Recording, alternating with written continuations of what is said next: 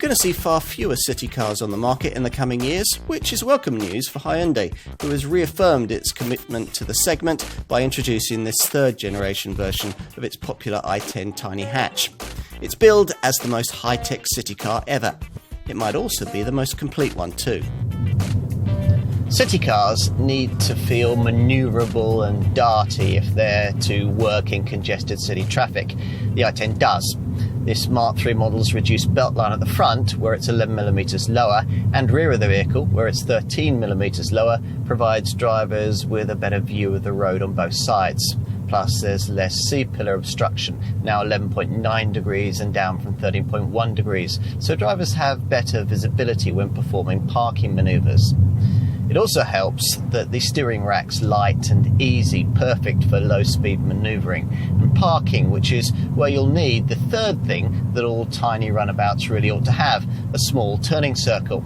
Here it's 4.86 metres, which means fewer than 3 turns of the wheel lock to lock. So if you spot a parking space on the other side of the road, you'll find that this i10 will be able to quickly change course and dive into it. Engine-wise, mainstream buyers, as before, choose between a 3-cylinder, 1-litre 67 PS MPI unit or the 4-cylinder 1.2-litre 84 PS Kappa MPI power plant that we're trying here.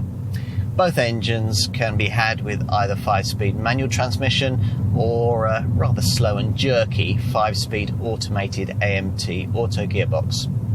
At the top of the range lies a sporty N-Line variant, which gets the 1-litre GDI 3-cylinder turbo engine from the larger i20 Super Mini, complete with 100 PS and 172 Nm of pulling power. Fortunately, it only comes with the 5-speed manual gearbox. Design-wise, everything's new here. This Mark III i10 sitting 20mm wider than its predecessor. Plus there are slimmer headlights and on high-spec models these lovely LED spot lamps that sit at the edges of this wider front grille. They give it a slightly more upmarket look too. Go big is the strapline Hyundai has used for this third generation model, and indeed it is slightly bigger than its predecessor, though not by much, length having increased by 5mm. More significant is the way that this clean, smoothly muscled body now sits 20mm lower and incorporates clever visual touches like this X-shaped C-pillar. Time to take a seat up front. The cabin of the previous second-generation i10 model was class-leadingly spacious and practical, but rather dull compared to obvious rivals, which is why the Koreans have tried a bit harder on the stylistic front this time round. So we're served up intricate corner vents and this trendier silvered mid-level fascia strip, which on top models features this honeycombed 3D pattern in front of the passenger, which is carried on into the door tops.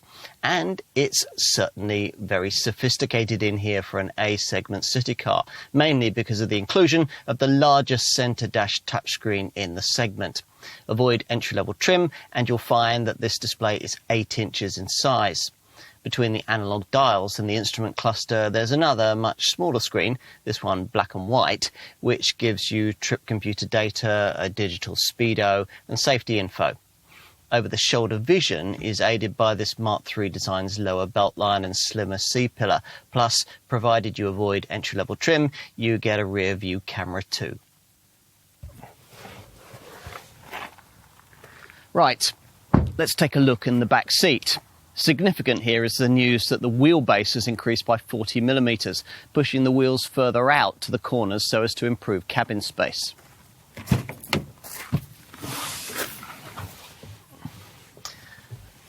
And that's paid dividends in the back. This i10 was always a good pick if you wanted a city car with an interior nearly as big as a Super Mini.